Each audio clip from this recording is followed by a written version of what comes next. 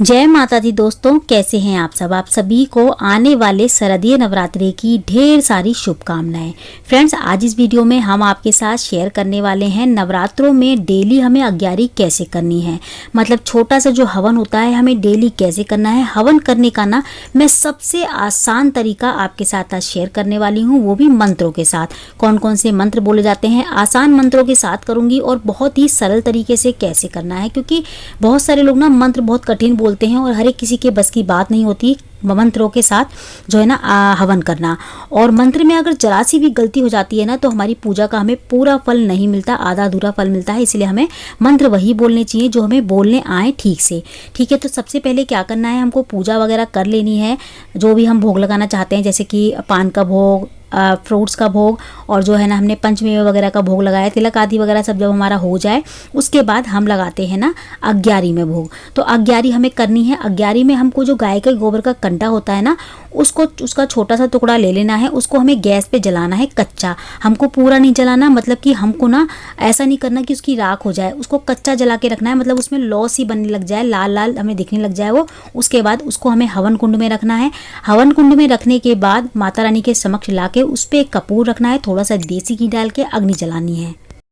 देखिए, अगर ना अग्यारी अच्छे से जली हुई होगी ना तो आपको माचिस की तिल्ली लगाने की जरूरत नहीं पड़ेगी। अग्यारी आग अपने आप जल जाएगी, अग्नि अपने आप जल जाएंगी। ठीक है, उसके बाद हमें पहली आहुति देसी घी की देनी होती है। तो देसी घी की आहुति हमें पहली 5 किस की देनी है, 5 आहुति देनी होती हैं। और पहली आहुति देते समय हमें क्या बोलना है, देखिए जैसे मैं अभी देसी घी की आहुति दे रही हूँ ना, इस तरीके से हमको देनी है। और हर आहुति देते समय हमें पहली आहुति किसकी देनी है, गणेश जी की। तो हमें बोलना है ओम गणेशाय नमः स्वाहा। पहली आहुति देसी घी की देके फिर हमें दूसरी आहुति देनी है। दूसरी आहुति जब हम देंगे देसी घी की तो हमें बोलना है ओम गौराय नमः स्वाहा। मतलब गौरी माता की आहुति हो गई। पहली आहुति गणेश जी की हो गई, दूसरी आहुति गौरी माता की हो गई। तीसरी आहुति देनी है हमको ओम नवग्रहाय नमः स्वाहा। मतलब तीसरी आहुति जो होगी वो नवग्रह की होगी। और जो चौथी आहुति होगी वो होगी ओम दुर्गाय नमः स्वाहा। मतलब कि जो चौथी आहुति होगी वो दुर्गा माता के नाम की होगी। और जो 5वीं आहुति होगी वो हमारे कुल देवी और कुल देवता के नाम की होगी, लौंग और बतासे की। ठीक है, तो हम बोलेंगे ओम कुल देवताय नमः स्वाहा लास्ट में। ठीक है, और आप चाहें तो और भी आहुति दे सकते हैं, लेकिन हवन सामग्री के साथ आप दें। जैसे कि मान लीजिए आपने 5 आहुति शुरू की दे दी और आप उसके बाद और भी सामग्री और भी हवन दे सकते हैं। जैसे कि आप आहुति दे सकते हैं, जैसे कि 11 आहुति भी कर सकते हैं, लेकिन ज़्यादा बेटर रहेगा कि आप कम करें। 5 ही आहुतियाँ कर लें आप। 5 आहुति गणेश जी की, गौरी माता की, और अपनी कुल देवी देवता की, दुर्गा माता की, और हमारे जो है ना नवग्रह की। 5 आहुतियाँ हो जाएंगी। उसके बाद हमें लौंग और बतासे का जोड़े का भोग लगाना है। तो देखिए, लौंग बतासे का जोड़े का जब हम भोग लगाएंगे ना माता रानी को, तो पहला भोग माता को लगाएंगे। एक लौंग लेनी है, उसमें दो लौंगे लेनी है। उसमें हमको ना बतासे के अंदर भी डाल सकते हैं या बतासे के साथ भी दे सकते हैं। तो मैं बतासे में ही जो है ना छेद करके उसमें ही रख देती हूँ। और देसी घी के साथ हमें देना है, खाली बतासा और लौंग नहीं, उसमें देसी घी में डुबोना है बतासे को।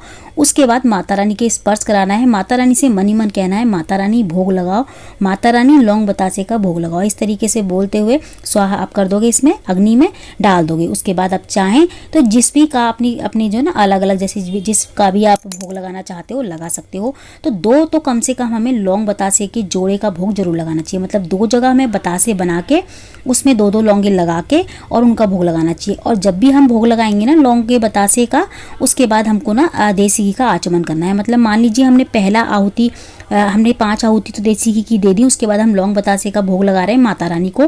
तो उस लौंग बतासे का भोग लगाने के बाद जब हम अग्नि में डाल दें, उसके बाद हमें देसी घी का आचमन भी करना है। मतलब कि जैसे हम किसी को खाना खिलाते हैं ना, खाना खिलाने के बाद पानी भी पिलाते हैं, वैसे ही हमको माता रानी को भोग लौंग बतासे का भोग लगाने के बाद पानी पिलाना होता है घी के रूप में।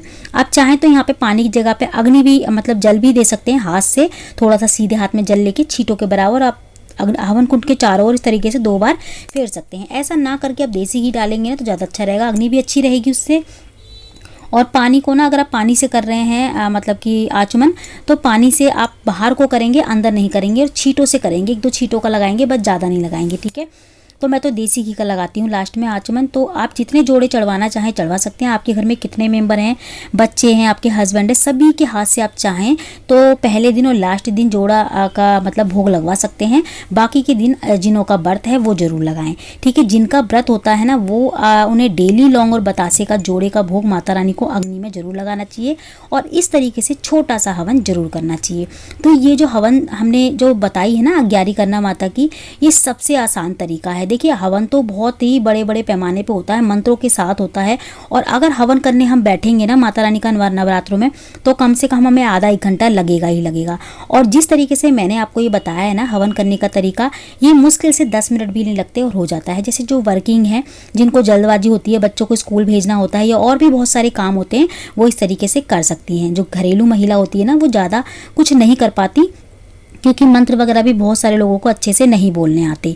तो ना इस तरीके से आप कर सकते हो, ये बहुत आसान तरीका है। और देखिए अगर आपको फिर भी समझ में नहीं आया मंत्रों के बारे में कि मंत्र कौन कौन से बोलने हैं, तो मैं नीचे कमेंट बॉक्स में के ऑप्शन में ना मैं सारे जो मंत्र हैं, जो मैंने 5 मंत्र बताए हैं आपको, वो मैं नीचे डाल दूंगी, लिख दूंगी, आप देख सकते हैं उन 5 मंत्रों को, ठीक है। शुरू के जो देसी घी का आचमन जब हमने करा था, देसी घी की जो आहुतियाँ दी थी हमने, किस किस के नाम की दी थी, वो मैं मंत्र नीचे डाल दूंगी। वैसे मैंने बहुत ही आसान बताया, सभी को पता होता है। इसके बाद ना हम लास्ट में क्या करेंगे, घर की शुद्धि के लिए देखिए हम लास्ट में ना इसमें थोड़ा सा ना जैसे गूगल होता है ना, गूगल डाल देंगे, पीली सरसों डाल देंगे, काले तिल डाल देंगे। अगर आप हवन सामग्री से कर रहे हैं ना तो हवन सामग्री से भी आप कर सकते हैं, लेकिन हमें हवन सामग्री जो डालनी है ना वो भोग से पहले डालनी होती है, ठीक है। आप भोग के भी बाद डाल सकते हैं लेकिन भोग से पहले डालेंगे तो ज़्यादा अच्छा रहेगा, ठीक है। जैसे कि हम जब उसकी करते हैं ना, जब मतलब कि देसी घी का आचमन, देसी घी की आहुतियाँ देते हैं, उसके साथ साथ दे सकते हैं। आप कम से कम 11 भी कर सकते हैं। 11 का भी मैं लिख दूंगी मंत्र कि 11 आहुति अगर हम देंगे तो किस किस के नाम की देंगे, ठीक है। लेकिन 5 आहुति मेरे हिसाब से जो वर्किंग है, जो नहीं कर पाती इतना, जो मंत्र वगैरह ठीक से नहीं बोल पाए, वो 5 उनके लिए बहुत हैं। और इतना ही अगर करेंगे ना तो काफ़ी है। देखिए पूजा पाठ करने के लिए ना हमारा मन और भाव सच्चा होना चाहिए। अगर भाव से हम कोई काम करते हैं ना तो देखिए हम कुछ भी करेंगे ना, हाथ भी जोड़ लेंगे और कुछ नहीं बोलेंगे और मुंह बंद करके भी पूजा करेंगे ना, और जय माता दी बोलते हुए भी खाली पूजा कर लेंगे ना, तो वो भी हमारी पूजा लग जाएगी। बस मन में भाव सच्चा होना चाहिए पूजा करने के लिए और विश्वास होना चाहिए माता रानी के लिए। जिसके मन में विश्वास ही नहीं होता, वो ऊपर के मन से पूजा करते हैं ना, वो फिर चाहे कितना भी पूजा पाठ कर लें, कुछ भी कर लें, कितनी भी शुद्धि दिखा लें, उनकी पूजा सफल नहीं होती। लेकिन जिनका भाव अच्छा है वो जैसे भी पूजा करें, पूजा उनकी सफल ही होनी होती है। तो फ्रेंड्स आज की वीडियो आपको हमारी कैसी लगी मुझे कमेंट करके ज़रूर बताइएगा।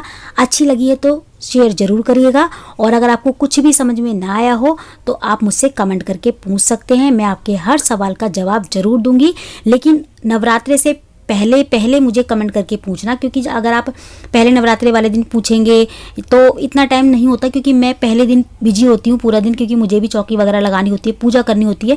तो कम से कम 10-11 तो बज ही जाते हैं आराम से, ठीक है, क्योंकि सभी को जल्दी होती है पूजा करने की कि सही समय पर सही मुहूर्त में पूजा हो जाए सभी के घर में। तो इसीलिए मैं फ़ोन वगैरह नहीं देखती उस टाइम पे। तो एक दिन पहले ही आप मुझसे फ़ोन करके मतलब मैसेज करके पूछ सकते हैं, कमेंट करके पूछ सकते हैं, तो मैं आपके हर सवाल का जवाब ज़रूर दूंगी, ठीक है। तो फ्रेंड्स आज की वीडियो में इतना ही। मैं मिलती हूँ आपसे अगली वीडियो में ऐसी ही अच्छी सी एक और वीडियो के साथ। जब तक के लिए जय माता दी, राधे राधे, जय श्री कृष्ण।